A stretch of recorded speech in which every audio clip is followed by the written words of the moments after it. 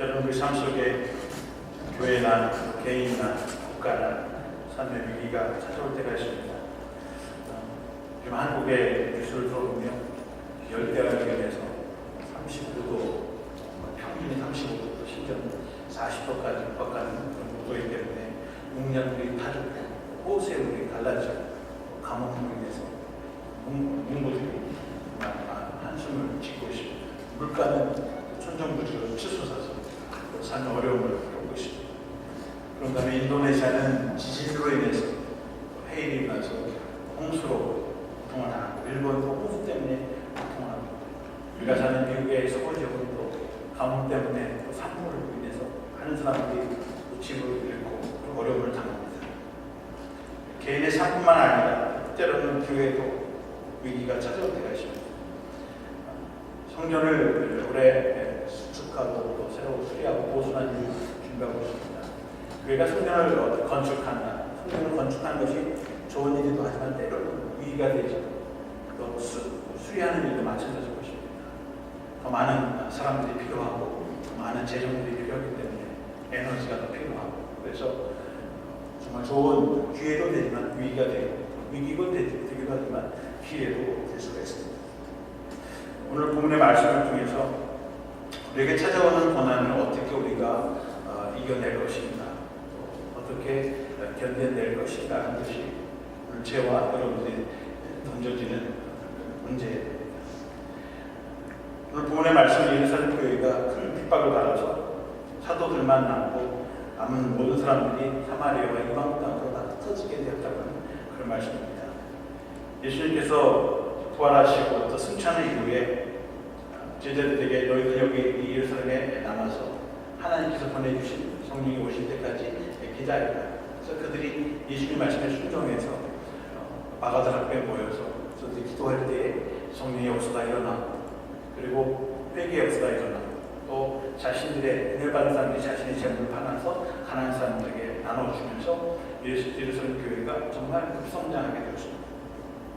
베드로가 설교할 때 3,000명이 회개하는 역사가 일어났습니다.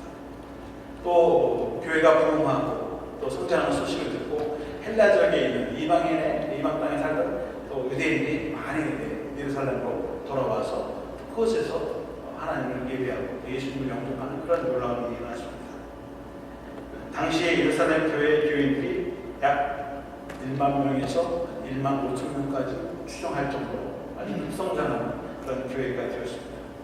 그런데 이렇게 교회가 부흥하고 성장하면 그것을 좋게만 보는 사람들이 없습니다. 유대인들 예수 그리스도를 이단자라고 체험하고 그리고 십자가에 못 박혔던 유대교의 제사장들 또 많은 유대교 지도자들이 시기하고 또 방해하기 시작했습니다. 그리고 급기야는 이 교회 안에서 성전 안에서 기독교인들을 쫓아내고 그리고 잡아다오게 가두고 또 죽이는 일들이 일어나게 되었습니다. 우리가 말씀을 나누었습니다만 바로 앞장 7장 앞에 보면 스데반 집사가 회당에서 복음을 전하다가 유대인들과 또 세상들에게 끌려나가서 성 밖에서 돌로 쳐서 죽는 그런 순교가 일어나기도 했습니다. 호사 다말한 말이 있습니다. 좋은 일이 있으면 또 어려움이 찾아온다. 예루살렘 교회가 정말 부흥하고 성장하는 가운데서 계속 성장하고 형통한 교회가 아니라 교회가 정말 엄청난 핍박과 박해를 받고 고난을 당하게 되었다고 하는 것입니다. 때로는 하나님께서 우리들에게도 고난을 허락하십니다. 그냥 주시는 것이 아니죠. 고난을 통해서 하나님이 주시고자 하는 뜻과 계획이 담겨져 있다고 하는 것입니다. 고난은 변화와 성숙을 가져오는 기회가 됩니다. 옛날 어른들이 아이들을 키울 때 아이들이 감기가 걸리거나 어떤 병에 걸리고 나면 재주가 하나씩 는다 그런 말 합니다. 아이들이 아플 때 하나까지씩 재주가 늘고 더 성장한다 그런 말을 했던 것을 기억합니다. 그렇습니다. 아이들이 성장하면서 고난 없이 어려움 없이 그냥 아무 문제 없이 자라는 아이들이 없습니다. 예기치 않는 어려움이 찾아오고 또 상처를 받고 고난을 당하면서 아이들이 성장해 나가는 것을 보게 됩니다. 1절에 보면 그날에 예루살렘에 있는 교회에 큰 박해가 있어 사도 외에는 다 유다 사마리아 모든 땅으로 흩어지니라. 이 그날에 스데반이 죽는 그날부터 시작해서 예루살렘 교회에 큰 박해가 있었다. 그래서 사도들만 남겨두고 다른 제 사람들은 다 유대나 사마리아로 다 피신을 했다고 하는 것입니다. 사람들은 하나님의 교회가 아무런 걱정 없이 또 위협 없이 평탄하게 가는 것이 하나님의 축복이라고 생각합니다. 그것이 하나님의 은혜라고 생각합니다. 그런데 오늘 본문에 보면 그렇지 않아요. 예루살렘 교회도 내부적으로 유대인들에게 외부적으로는 로마 황제와 로마 정부로부터 많은 고난과 핍박을 당하는 것. 하나님을 섬긴다고 하는 것, 예수 그리스도를 섬긴다는 것 자체가 이 세상의 평탄한 삶을 보장받는 그만한, 오히려 예수님을 믿고 의지하는 그 일로 인해서 예기치 않은 어려움과 고난도 당할 수 있다고 하는 것입니다. 사도행전 1장 8절에 보면 오직 성령이 너에게 임하시면 너희가 권능을 받고 예루살렘과 온 유대와 사마리아 땅까지 이르러 내 증인이 되리라.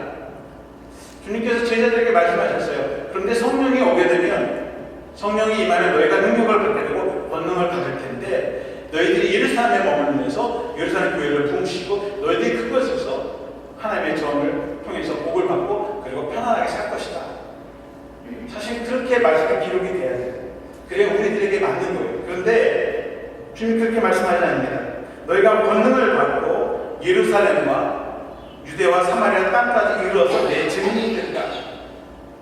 그러니까 성령의 역사는 우리가 한 곳에서 하나님의 교회를 세우면서 거기서 안정된 삶을 누리는 것이 아니라, 거기서 머무는 것이 아니라 유대와 사마리아 땅끝까지 어디에 가든지 우리의 지경이 넓혀지고 그곳에서 하나님을 증거하는 삶을 살라고 하는 것입니다. 하나님께서 우리 영역을, 지경을 넓혀주신 것이 성령의 역사예요. 우리가 이 뉴욕 땅에 포킵시, 한국에서 올 때는 내가 어디로 갈지, 내가 포킵시에 가서 교회를 섬기고 이 근처에서 집을 짓고 그렇게 계획하고 온 사람 없을 거예요. 어디로 갈지도 모르는 미지의 세계를 향해서 하나님이 가라고 하시니까 순종해서 오다 보니까 여기까지 온 거죠.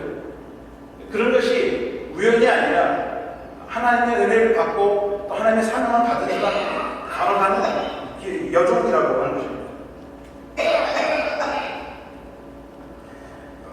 주님은 이스라엘 백성들이 예수님을 믿고 예루살렘 성전 안에서만 머무르는 것이 아니라 오히려 그 성령의 역사를 통해서 교회가 확장되고 넓혀지고 하나님의 복음을 알지 못하는 사람들에게 전파하도록 하는 것, 바로 그것이 성령의 역사의 목적이라고 하셨습니다.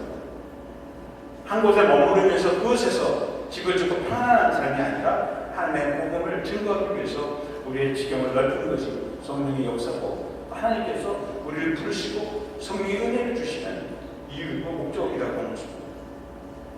교회라는 단어를 히라보로 에클레시아라고 합니다. 여러분 많이 들어보셨어요.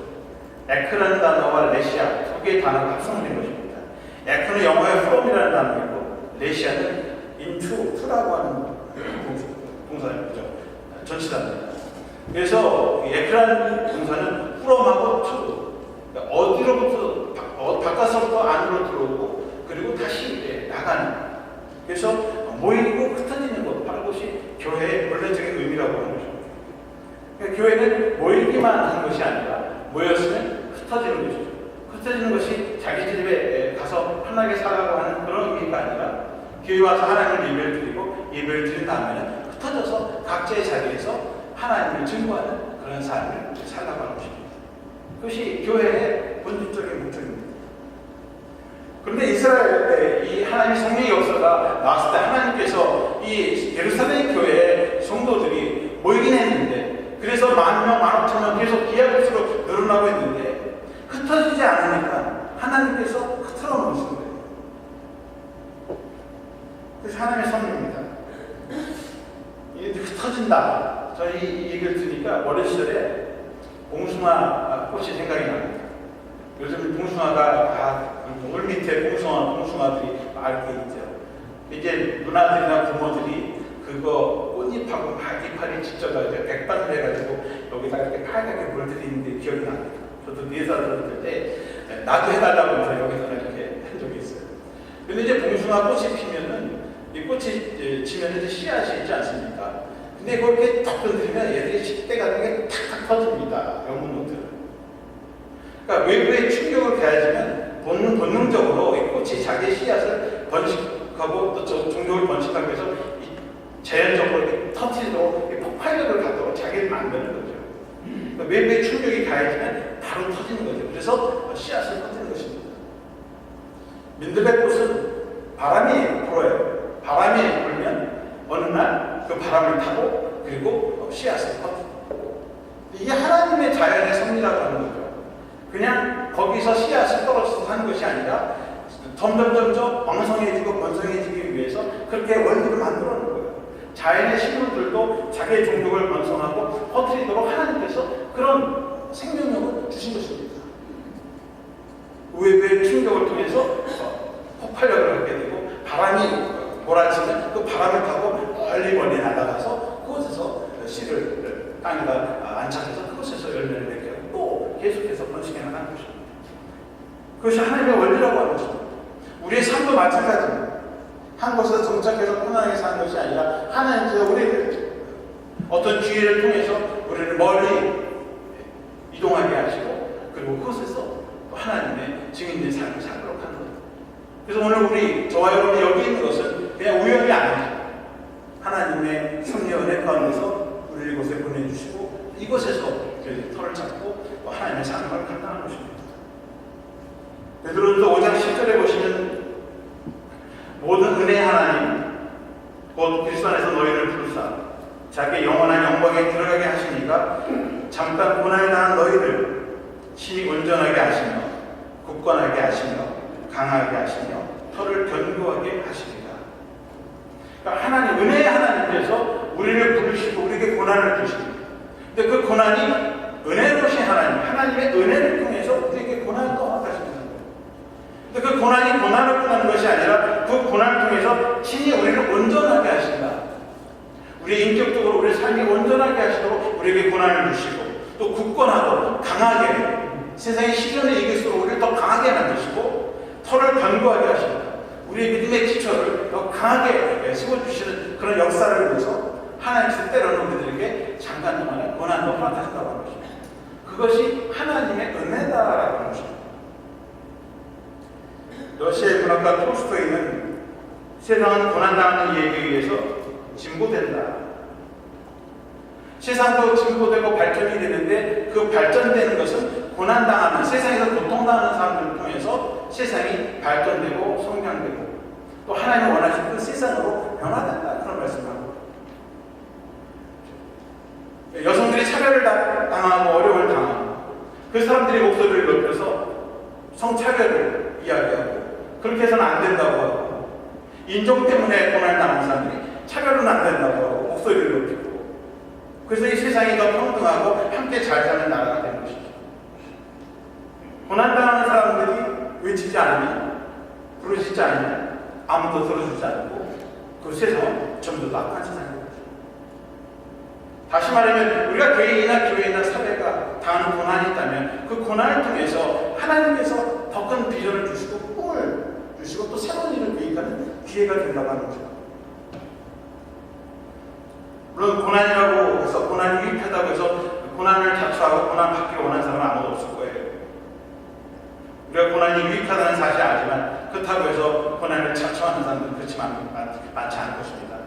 우리가 고난을 원하지 않기 때문에 아마도 하나님은 우리에게 고난을 물어보시지 않고 예고하지 않으시고 고난을 주시는 것 같습니다. 만약 하나님이 요셉에게, 어린 소녀 요셉에게 꿈을 주시는데 하늘의 별, 땅의 곡식들이 말이죠, 자기가 향해서 절을 하는 그런 꿈을 주셨어요. 근데 거기에는 그런 꿈이 없어요. 종에게 팔려가가지고, 종으로 팔려가가지고 감옥에 갇히고 누명을 쓰고 정말 고생하는 그 꿈이 나와서, 그러면 요셉이 그 꿈을 받겠습니까? 그런 꿈 다음에 네가 이제 국민청이 된다 그러면 아마 그 꿈 얘기를 할 수 없었을 거예요. 악몽이죠, 나이트메어. 하나님 모세에게 그러시면서 네가 앞으로 40년 동안 이스라엘 백성들을 들고 나와서 이 광야에서 40년 동안 고생을 할 텐데 네가 가나안 땅을 못 들어가도 가나안 땅 내가 구경시켜줄게. 그러니까 가서 이스라엘 백성들 바로에게 가서 이스라엘 백성 구원하고 목숨 걸고 홍해바다 건너서 광야에서 40년 동안 죽어라고 고생을 해라. 그러면 가나안 땅 못 들어가도 구경만 시켜줄게. 그러면 모세가 아니요, 그냥 여기서 조용히 살겠어요. 그렇지 않냐? 그렇게 할 거 같아요. 다윗은 어떻습니까? 10대 소년 때 사무엘한테 기름 붓더니 네가 차기 이스라엘 왕이 될 것이다. 그런데 왕이 되기 전에 네가 10년 동안 사울에게 죽을 고비를 몇 번 남기고 또 다른 나라에 망명하고 피신 가고 거기서 미친놈 행사하다가 그리고 한 20년 지난 다음에 네가 이스라엘 왕이 될 것이다. 그러면 저 같으면 그럴 거예요. 아니요, 그냥 조용히 집에서 양이나 힘들어요. 그냥 살래요. 그런 고생 하시지 않습니다. 하나님 우리에게 고난을 예비하시지만 미리 예고하지 않으십니다. 왜냐하면 너무나 감당하기 힘드니까. 얘기하지 않으시고 그리고 우리에게 고난을 주십니다. 성령의 능력을 받으면 너희가 예루살렘 유대 사마리아 땅까지에서 내 증인이라고 말씀하시지만 너희들이 고난을 당할 것이고 죽임을 당하실 것이고 너희들 몇 사람 중에는 순교를 해야 되고 만약 그렇게 한다고 그러면 예수 믿기 아마 어려울 수 있습니다. 하지만 그 고난을 통해서 하나님의 놀라운 계획과 은총이 담겨져 있다고 하는 것입니다. 존 파이퍼라고 하는 사람이 책을 썼는데요. 아주 작은 소책사인데 당신의 암을 낭비하지 마라. 돈 웨이스트 뉴욕 캔슬. 이분이 유명한 저술가이기도 하고 설교자이기도 한데 이분이 전립선암에 걸렸어요. 이제 수술을 하게 되는데 그날 밤에 기도하면서 쓴 책입니다. 그러니까 밤새 몇 시간 동안 자기가 쓴 책입니다. 그 내용이 이제 쭉 나오는데 그 중에서 지금 몇 가지만 좀 추려서 말씀을 드려보겠습니다. 첫 번째는 당신의 암이 하나님에 의해 개입된 일이라고 믿지 않으면 암을 낭비하는 것이다. 암이 걸렸는데 그 암도 하나님께서 개입된 일이라고 그렇게 생각하고 합니다. 두 번째, 당신이 암을 하나님이 주신 선물이 아니라 저주라고 생각하면 암을 낭비하는 것입니다. 하나님이 나에게 죽을 암을 주셨다고 해서 내가 하나님께 저주받았다라고 하는 것이 아니라 하나님께 축복받았다고 생각하지 않으면 그것은 암을 낭비한 것입니다. 암도 하나님의 축복이 될 수 있다 그런 것입니다. 당신이 암으로 인해서 사랑의 관계를 깊게 만들지 못하고 도리어 자신을 고독의 세계로 몰아간다면 그것은 암을 낭비한 것이다. 암을 통해서 질병을 통해서 다른 사람들의 관계가 사랑의 관계가 회복이 되고 사랑을 나누면서 더 풍성한 사랑의 삶을 사는 것이 아니라 더 자기가 고독하게 자기 혼자 움츠리고 고립되면 그것은 암을 낭비하는 것이다.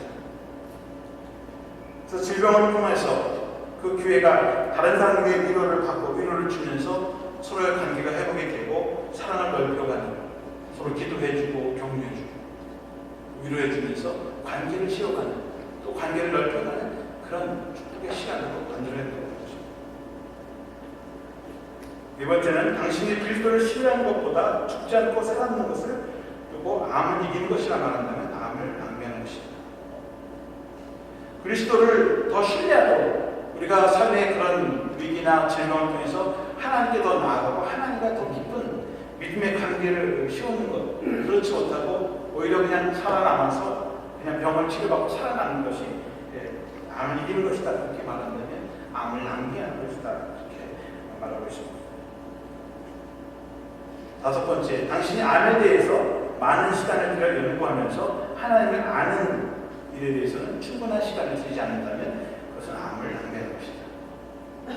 자신에게 큰 질병이 생기면 열심히 인터넷 자료를 통해서 열심히 공부하죠. 그래서 거의 그 질병에는 박사학위가 받을 정도가 돼요. 그런데 자기 질병에 대해서 그렇게 열심히 공부하면서 정말 우리의 생명의 주인 되신 그분에 대해서 아는 일에는 우리가 열심히 되지 않는다는 것입니다.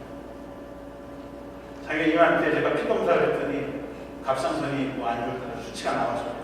그래서 한 두세 달 동안 점검을 했어요. 그러니까 갑상선 항진증이라고 했습니다.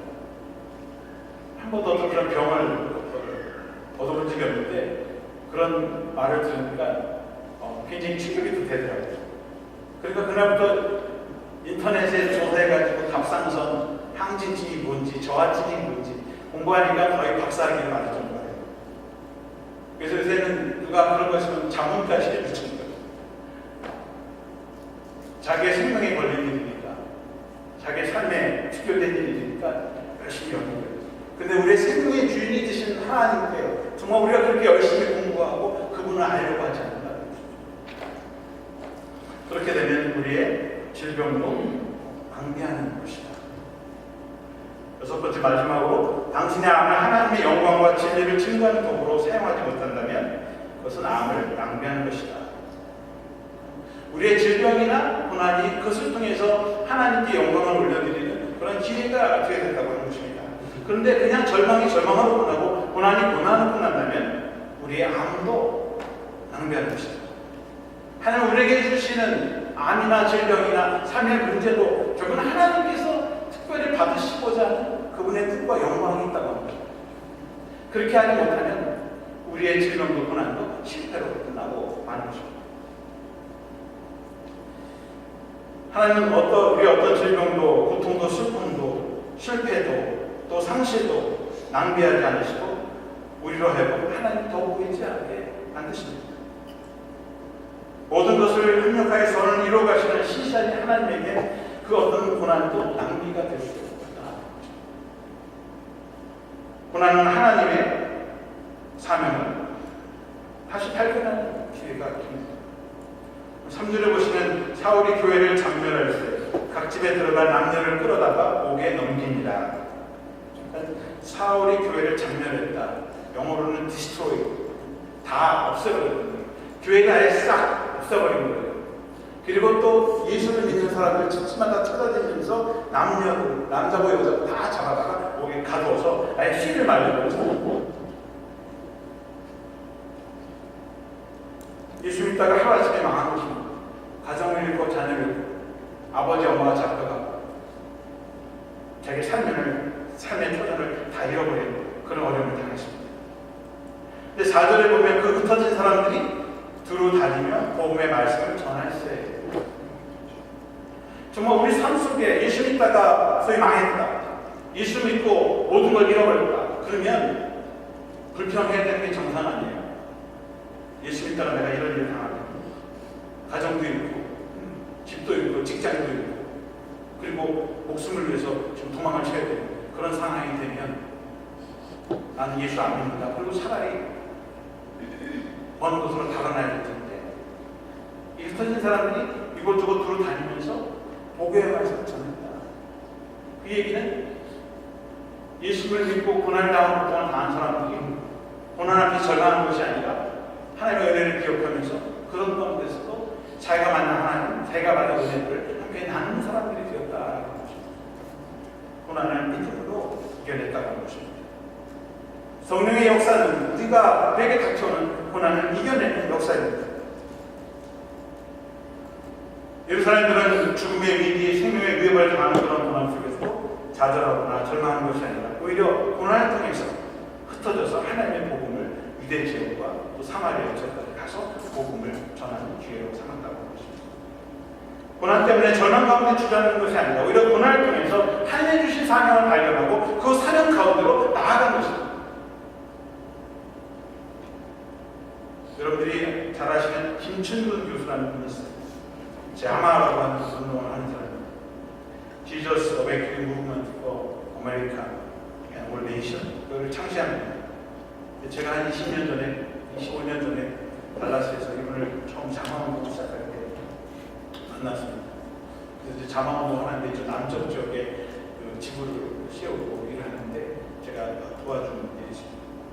이분이 만나면서 자기 간증을 이렇게 하는 일을 들었습니다. 이분이 이제 1939년생입니다. 나이가 꽤 되죠. 이제 거의 이제 80 넘은 80년 나이인데 이분이 익산에서 태어나셨는데 경희대 정형과를 졸업했습니다. 대학생 때는 또 믿음 생활을 열심히 해서 기독교 학생회 회장도 맡고 또 전국 기독교 학생회 청년 기독교 단체 회장도 맡고 참 열심히 신앙생활을 했어요. 또 자신의 교회에서는 주일학교에서 학생들을 가르치면서 교사로 이렇게 봉사를 열심히 했습니다. 나이 24살에 총각 집사가 됐습니다. 대학을 마치고 얼마 되지 않았는데 집사가 될 정도로 기분이 좋은 사람이었어요. 그분이 경희대 수석으로 졸업하고 67년도에 난간 대학교에 공부하러 왔습니다. 미국 정치하고 석사학위 들어갔습니다. 그리고 이제 페퍼다인 대학에서 교수를 했습니다.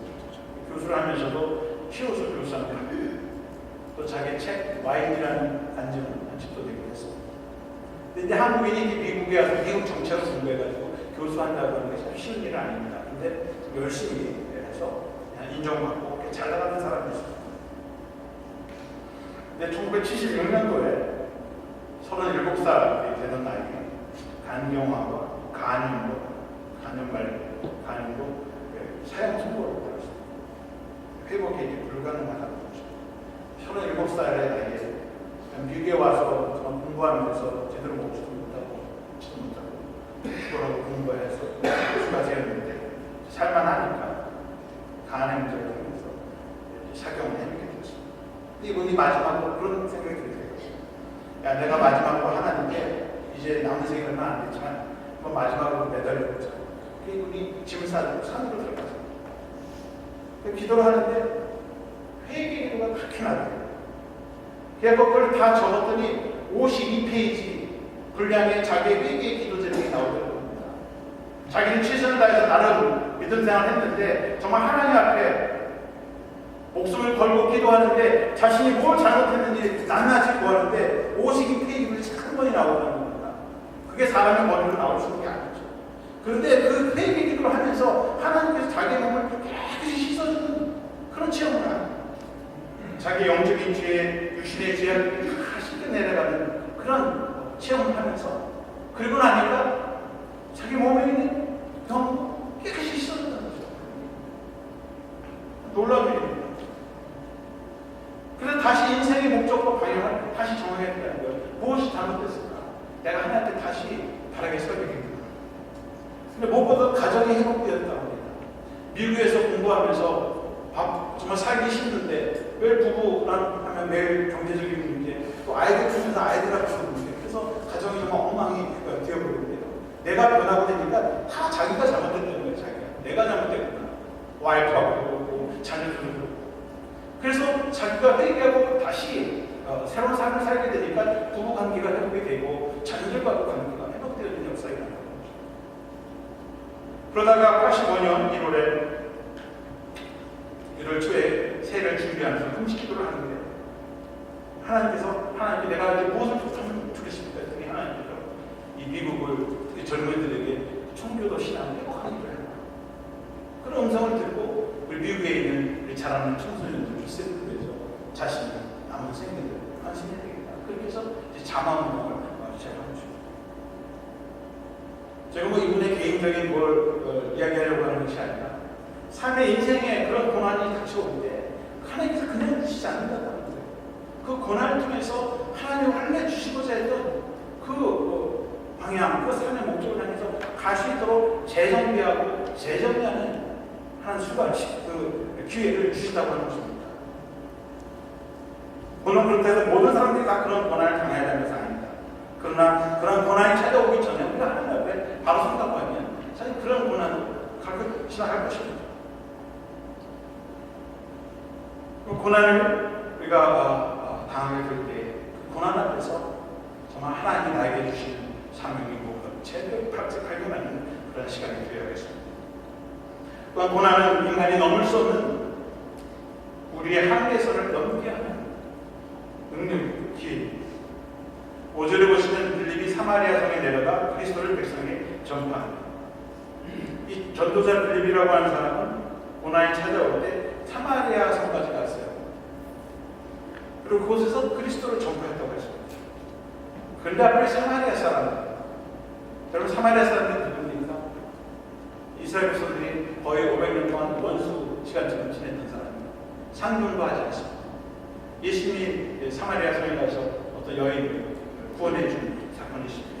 그렇지만 사람들은 다 여리고로 지나가 다 돌아서 상종도 하지 않는 사람들인데 이 빌립이 사마리아 성에 가서 복음을 전파했습니다. 그런데 놀라운 것이 있었어요. 거기에 귀신 들린 사람들, 중풍병자, 걷지 못하는 사람들, 다시 말하면 현대의학으로도 고침받지 못하는 사람들이 이 빌립의 말씀을 듣고 또 기도를 받고 그리고 치유되고 회복되는 역사가 일어났다는 것입니다.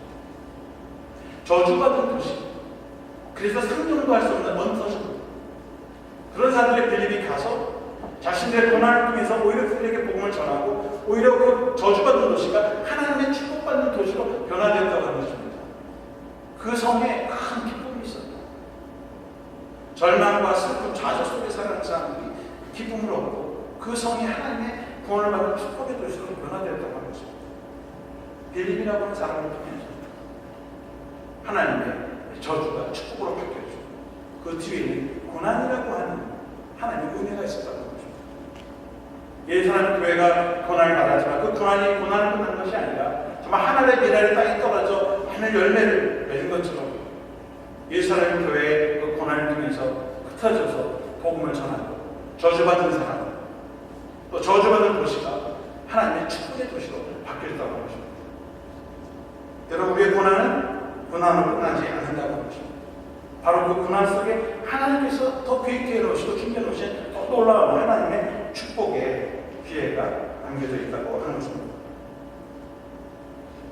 오늘 예루살렘 교회가 박해를 받고 예루살렘 성도들이 흩어져서 그리고 하나님의 복음을 전파하고 또 그들이 가는 곳에 하나님의 나라가 세워지고 생긴 것처럼 여러분, 우리들이 교회적으로 혹은 개인적으로 우리에게 당하는 고난이 그저 고난이 아니라 이 고난을 통해서 하나님께서 나에게 주시는 새로운 하나님의 뜻은 무엇인지 또 계획은 무엇인지 그래서 발견하고 한 걸음으로 나아가고 성장하고 또 우리들의 고난이 정말 하나님의 축복으로 바뀌어지는 그런 역사가 일어나기를 주님의 이름으로 축원합니다.